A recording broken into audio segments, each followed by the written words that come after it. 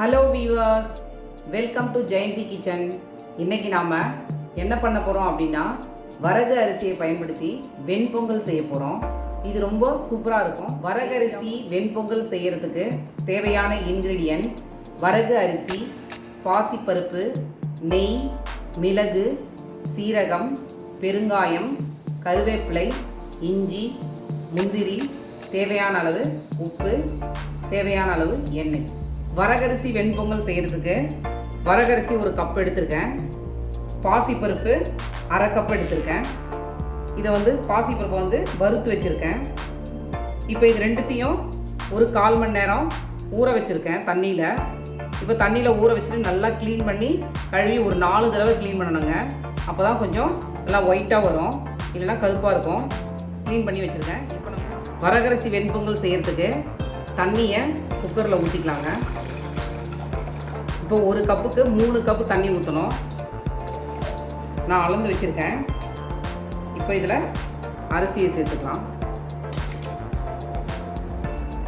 அரிசி பருப்பு ரெண்டுத்தையும் ஒன்றா சேர்த்து வச்சுருக்கேன்.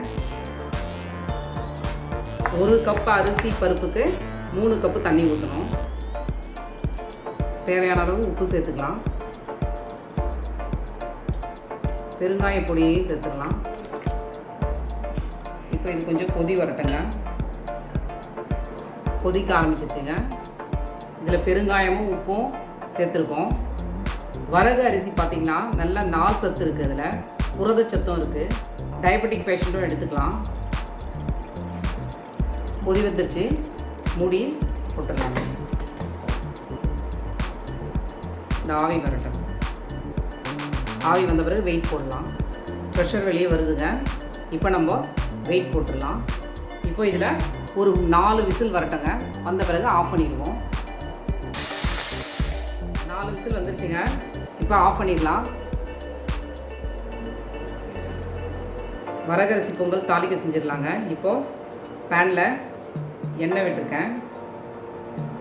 எண்ணெய் கொஞ்சம் சூடாகட்டும். முந்திரி சேர்த்துக்கலாம், மிளகு சேர்த்துக்கலாம்,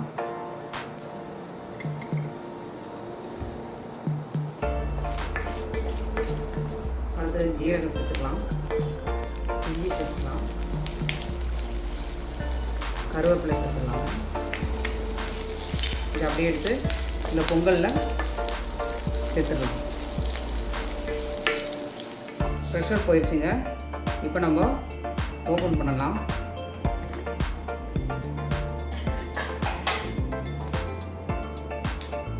வரகரிசி பொங்கல் சூப்பராக வெந்திருக்குங்க.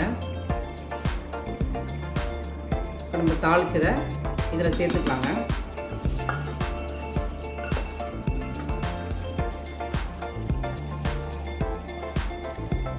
இதில் கொஞ்சம் நெய் ஆட் பண்ணிக்கலாங்க.